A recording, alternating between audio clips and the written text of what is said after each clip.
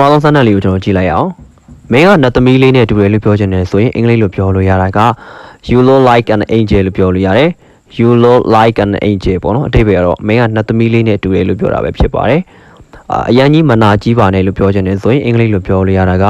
don't be so bitter လို့ပြောလို့ရတယ် don't be so bitter ပေါ့နော်အဓိပ္ပာယ်ကတော့အရန်ကြီးမနာကြီးပါနဲ့လို့ပြောတာပဲဖြစ်ပါတယ်ငါတကယ်ပတ်စံလိုအပ်တယ်ကျွန်တော်တကယ်ပတ်စံလိုအပ်တယ်လို့ပြောချင်တယ်ဆိုရင်I really need money လို့ပြောလို့ရတယ် I really need money ပေါ့နော်အဓိပ္ပာယ်ကတော့ငါတကယ်ပတ်စံလိုအပ်တယ်ကျွန်တော်တကယ်ပတ်စံလိုအပ်တယ်လို့ပြောတာပဲဖြစ်ပါတယ်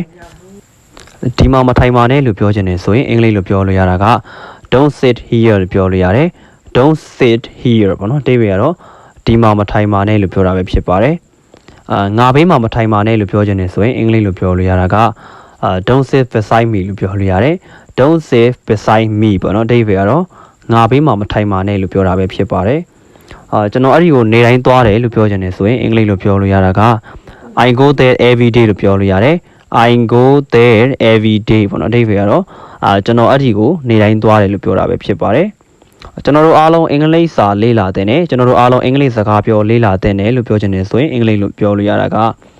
we all should study English speaking လို့ပြောလို့ရတယ် we all should study English speaking ပေါ့နော်အဓိပ္ပာယ်ကတော့ကျွန်တော်တို့အားလုံးအင်္ဂလိပ်စကားပြောလေ့လာတဲ့နဲ့လို့ပြောတာပဲဖြစ်ပါတယ်တက်ပင်ပေါ်မတက်ပါနဲ့လို့ပြောချင်တယ်ဆိုရင်အင်္ဂလိပ်လိုပြောလို့ရတာက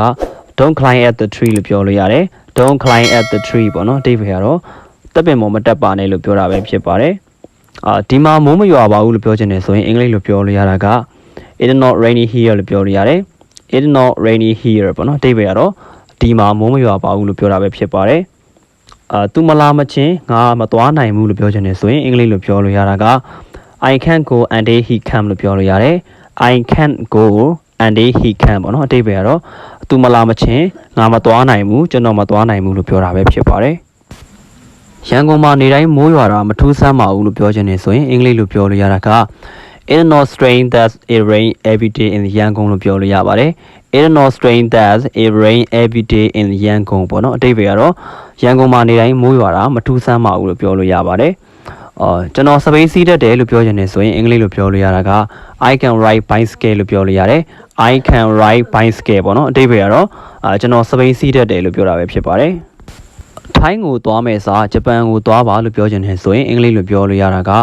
go to Japan instead of going Thailand လို့ပြောလို့ရတယ် go to Japan instead of going Thailand ပေါ့နော်အဓိပ္ပာယ်ကတော့ထိုင်းကိုသွားမယ်စာဂျပန်ကိုသွားပါလို့ပြောတာပဲဖြစ်ပါတယ်အိမ်မဲ့စာဖတ်ပါလို့ပြောချင်တယ်ဆိုရင်အင်္ဂလိပ်လိုပြောလို့ရတာက read instead of sleepy လို့ပြောလို့ရတယ် read instead of sleepy ပေါ့နော်အဓိပ္ပာယ်ကတော့အိမ်မဲ့စာဖတ်ပါလို့ပြောတာပဲဖြစ်ပါတယ်ငါတို့ online ကနေအင်္ဂလိပ်စာသင်ယူရတာအဆင်ပြေပါတယ်ကျွန်တော်တို့ online ကနေအင်္ဂလိပ်စာသင်ယူရတာအဆင်ပြေပါတယ်လို့ပြောချင်တယ်ဆိုရင်အင်္ဂလိပ်လိုပြောလို့ရတာက it's okay for me to learn English online လို့ပြောလို့ရတယ် it's okay for me to learn English online ပေါ့နော်အဓိပ္ပာယ်ကတော့ငါတို့ online ကနေအင်္ဂလိပ်စာသင်ယူရတာအဆင်ပြေပါတယ်လို့ပြောတာပဲဖြစ်ပါတယ်ကျွန်တော်ဒီစကားကိုတစ်ခါကြည့်ဘူးတယ်လို့ပြောချင်တယ်ဆိုရင်အင်္ဂလိပ်လိုပြောလို့ရတာကI have seen this movie once ပြောလို့ရတယ် I have seen this movie once ပေါ့နော်အဓိပ္ပာယ်ကတော့ကျွန်တော်ဒီစကားကိုတစ်ခါကြည့်ဘူးတယ်ငါဒီစကားကိုတစ်ခါကြည့်ဘူးတယ်လို့အဓိပ္ပာယ်ရပါတယ်ငါရဲ့စိတ်ကိုထိန်းချုပ်ဖို့အတွက်ခက်ခဲတယ်လို့ပြောချင်တယ်ဆိုရင်အင်္ဂလိပ်လိုပြောလို့ရတာက it had to control my mind လို့ပြောလို့ရတယ် it had to control my mind ပေါ့နော်အဓိပ္ပာယ်ကတော့ကျွန်တော်ငါစိတ်ကိုထိန်းချုပ်ဖို့ကခက်ခဲတယ်လို့ပြောတာပဲဖြစ်ပါတယ်ရှင်းပြဖို့အတွက်ခက်ခဲတယ်လို့ပြောချင်တယ်ဆိုရင်အင်္ဂလိပ်လိုပြောလို့ရတာက it had to explain လို့ပြောလို့ရတယ် it had to explain ပေါ့နော်အဓိပ္ပာယ်ကတော့ရှင်းပြဖို့ခက်ခဲတယ်လို့ပြောတာပဲဖြစ်ပါတယ်ငါလာထီပေါက်ရင်ကောင်းမှာပဲပေါ့နော်ထီပေါက်ရင်ကောင်းမှာပဲလို့ပြောချင်တယ်ဆိုရင်အင်္ဂလိပ်လိုပြောလို့ရတာက I could win the lottery လို့ပြောလို့ရတယ် I could win the lottery ပေါ့နော်အဓိပ္ပာယ်ကတော့ငါလာထီပေါက်ရင်ကောင်းမှာပဲလို့ပြောတာပဲဖြစ်ပါတယ်မင်းငါ့ကိုခွန်းလွတ်မယ်လို့ငါမျှော်လင့်ပါတယ်လို့ပြောချင်တယ်ဆိုရင်အင်္ဂလိပ်လိုပြောလို့ရတာက I hope you will forgive me လို့ပြောလို့ရတယ် I hope you will forgive me အဓိပ္ပာယ်ကတော့မင်းငါ့ကိုခွန်းလွတ်မယ်လို့ငါမျှော်လင့်ပါတယ်လို့အဓိပ္ပာယ်ရပါတယ်မင်းအရက်ဖြတ်မယ်လို့ငါမျှော်လင့်ပါတယ်လို့ပြောချင်တယ်ဆိုရင်အင်္ဂလိပ်လိုပြောလို့ရတာက I hope you will give a drinky လို့ပြောလို့ရတယ် I hope you will give a drinky ပေါ့နော်အဓိပ္ပာယ်ကတော့မင်းအရက်ဖြတ်မယ်လို့ငါမျှော်လင့်ပါတယ်ဆိုပြီးတော့အဓိပ္ပာယ်ရပါတယ် သူမကိုမေးဖို့ခက်ခဲတယ်လို့ပြောချင်တယ်ဆိုရင်အင်္ဂလိပ်လိုပြောလို့ရတာက it had to forget her လို့ပြောလို့ရတယ် it had to forget her အဓိပ္ပာယ်ကတော့သူမကိုမေးဖို့ခက်ခဲတယ်လို့ပြောတာပဲဖြစ်ပါတယ်ကျွန်တော်ဒီတစ်ခုကိုမကြိုက်ဘူးလို့ပြောချင်တယ်ဆိုရင်အင်္ဂလိပ်လိုပြောလို့ရတာက I don't like this one လို့ပြောလို့ရတယ် I don't like this one ပေါ့နော်အဓိပ္ပာယ်ကတော့ကျွန်တော်ဒီတစ်ခုကိုမကြိုက်ဘူးလို့အဓိပ္ပာယ်ရပါတယ်သူ့ကိုသွားမေးကြည့်လို့ပြောချင်တယ်ဆိုရင်အင်္ဂလိပ်လိုပြောလို့ရတာကgo and ask him လို့ပြောလို့ရတယ် go and ask him ပေါ့နော်အဓိပ္ပာယ်ကတော့သူ့ကိုသွားမေးကြည့်သူ့ကိုသွားမေးပါလို့အဓိပ္ပာယ်ရပါတယ်ငါမင်းကိုထပ်ပြီးတော့မကူညီနိုင်တော့ဘူးလို့ပြောချင်တယ်ဆိုရင်အင်္ဂလိပ်လိုပြောလို့ရတာက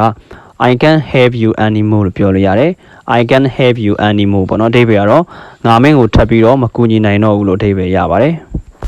ငါကားတစ်စီးဝယ်ပြီးသွားပြီကျွန်တော်ကားတစ်စီးဝယ်ပြီးသွားပြီလို့ပြောချင်တယ်ဆိုရင်အင်္ဂလိပ်လိုပြောလို့ရတာက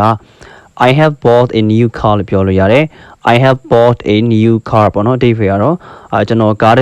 တစ်စီးဝယ်ပြီးပြီလို့ပြောတာပဲဖြစ်ပါတယ်မနေ့ကညနေ4 နာရီကကျွန်တော်အိမ်မှာမရှိဘူးလို့ပြောချင်တယ်ဆိုရင်အင်္ဂလိပ်လိုပြောလို့ရတာက at 4 p.m. yesterday I wasn't at home လို့ပြောလို့ရတယ် at 4 p.m. yesterday I wasn't at home အဓိပ္ပာယ်ကတော့မနေ့ကညနေ4 နာရီကကျွန်တော်အိမ်မှာမရှိပါဘူးလို့အဓိပ္ပာယ်ရပါတယ်သူတို့ကကျွန်တော်ရဲ့တငယ်ချင်းအသစ်တွေဖြစ်ပါတယ်လို့ပြောချင်တယ်ဆိုရင်အင်္ဂလိပ်လိုပြောလို့ရတာက they are my new friends လို့ပြောလို့ရတယ် they are my new friends ပေါ့နော်အဓိပ္ပာယ်ကတော့သူတို့ကကျွန်တော်ရဲ့တငယ်ချင်းတွေဖြစ်ပါတယ်သူတို့ကကျွန်တော်ရဲ့တငယ်ချင်းတွေဖြစ်ကြပါတယ်လို့အဓိပ္ပာယ်ရပါတယ်